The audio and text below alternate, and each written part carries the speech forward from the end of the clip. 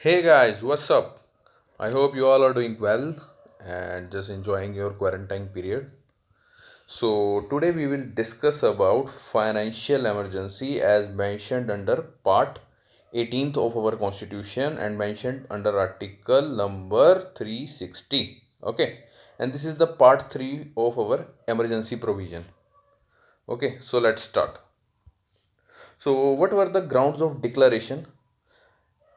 Article number 360 empower the president to proclaim financial emergency. Okay, सबसे पहले ये जान लीजिए कि प्रेसिडेंट के पास पावर है फाइनेंशियल इमरजेंसी को डिक्लेयर करने की। ओके, और कब वो करेगा? इफ फाइनेंशियल स्टेबिलिटी, जाहिर सी बात है फाइनेंस से रिलेटेड है तो फाइनेंस से रिलेटेड ही होगा कि भाई अगर फाइनेंशियल स्टेबिलिटी हिलती है या क्रेडिट ऑफ इंडिया और any part of its territory threatened, वो खतरे में है, then president can proclaim the financial emergency. Okay, and it is subject to judicial review sir. मतलब कि अगर प्रेसिडेंट बिना किसी मेलिफाइड अगर प्रेसिडेंट मेलिफाइड ग्राउंड पे अगर लगाता है financial emergency, then it is subject to the judicial review. Okay, उसके बाद आता है sir parliamentary approval and duration. President proclamation must be approved by both houses of parliament within 2 month sir from the issuing date. इसका मतलब क्या है sir, diagram में समझेंगे। जैसे कि मैंने आपको पहले दो वीडियोस में नेशनल इमरजेंसी और स्टेट इमरजेंसी के बारे में बताया था, तो आर्टिकल नंबर 360 कहता है जो सी डेट ऑफ प्रोक्लामेशन है, सपोज फर्स्ट फर्स्ट 2020 है, ठीक है, यानी इशूइंग डेट है, इससे 2 महीने के अंदर अंदर लास्ट डेट ऑफ अप्रूवल हो जानी चाहिए financial emergency approve. Okay, president proclamation must be approve by both houses of parliament within 2 month from the issuing date. और इसकी वैलिडिटी कब तक रहेगी सर? Indefinite period sir. कोई निर्धारित समय नहीं है सर फाइनेंशियल इमरजेंसी के लिए कि कब तक लगा सकता है, ठीक है।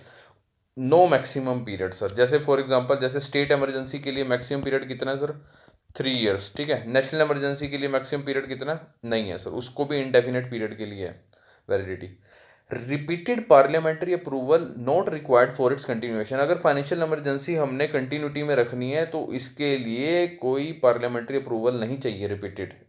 Okay, resolution approving the proclamation of financial emergency, इस प्रोक्लामेशन को अप्रूव करने के लिए this proclamation is passed by either house of parliament only by simple majority. Simple majority क्या होती है sir? Majority of member of that house present and voting, यानी जो से मेंबर प्रेजेंट है सिर्फ वही वोट करेंगे।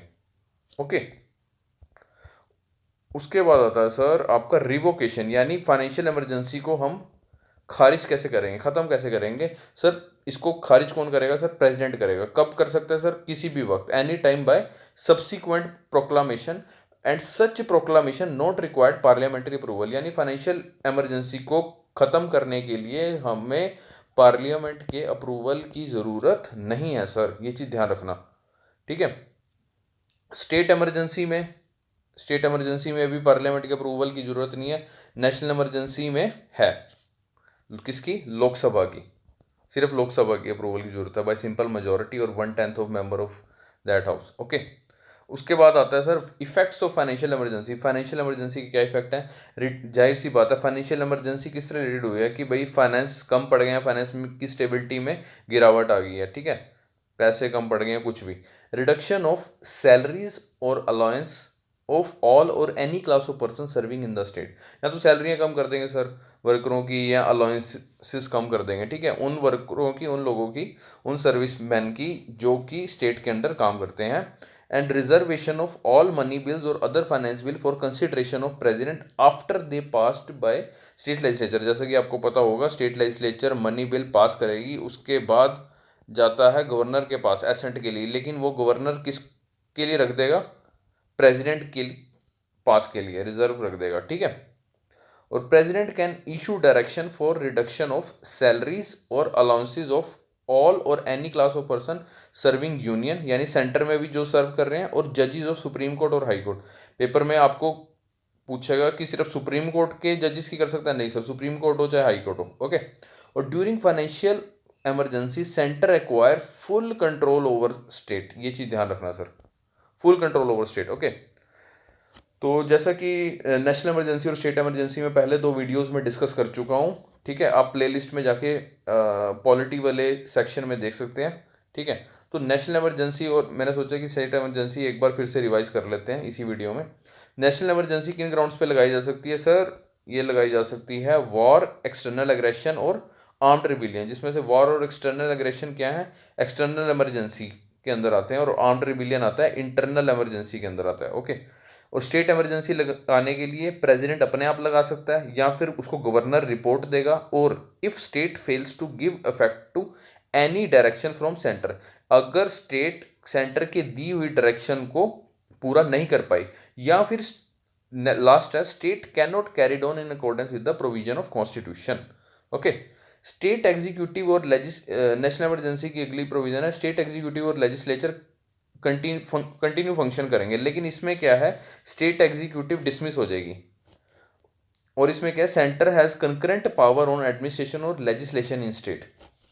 और इसमें क्या है, state legislature will be suspend और dismissed but cannot be dissolve. अगर डिसॉल्व करनी है प्रेसिडेंट को state legislature, then it needs parliamentary approval by simple majority sir. Okay. उसके बाद आता है सर और डिफरेंस, नेशनल इमरजेंसी में parliament can make laws by itself for state, लेकिन स्टेट इमरजेंसी में पार्लियामेंट ऑथराइज द प्रेसिडेंट या फिर किसी और अथॉरिटी को, other authority to make laws, इसको क्या बोलते हैं सर? President acts. ठीक है, याद रखना सर इस चीज़ को। नेशनल इमरजेंसी के लिए मैंने पहले ही बता चुका हूँ, कोई मैक्सिमम पीरियड नहीं है, हर 6 महीने बाद अप्रूवल चाहिए। इसमें स्टेट इमरजेंसी में मैक्सिमम 3 ईयर्स है, अप्रूवल हर 6 महीने बाद। इसमें भी, इसमें नेशनल इमरजेंसी है तो सारी स्टेट्स अंडर गो मॉडिफिकेशन, लेकिन स्टेट इमरजेंसी में वो पर्टिकुलर स्टेट में ही मॉडिफिकेशन होगी। Okay. Approval resolution by special majority national emergency में by both houses of parliament, और इसमें approval resolution by simple majority और either house of parliament. Okay. Revocation यानी खत्म करने के लिए आपको मैंने पहले बताया था लोकसभा बाय सिंपल मेजोरिटी, और इसमें रिवोकेशन के लिए कोई प्रोविजन नहीं है, प्रेसिडेंट अपने आप रिवोक कर देगा, ये चीज ध्यान रखना। It affects the fundamental right and state emergency does not affect the fundamental rights. So thanks for watching. Please review, share and subscribe. और आप लोग मेरे को कमेंट सेक्शन में भी बता सकते हैं कि मैं नेक्स्ट वीडियो किस टॉपिक पर बनाऊं। Okay, so thank you so much.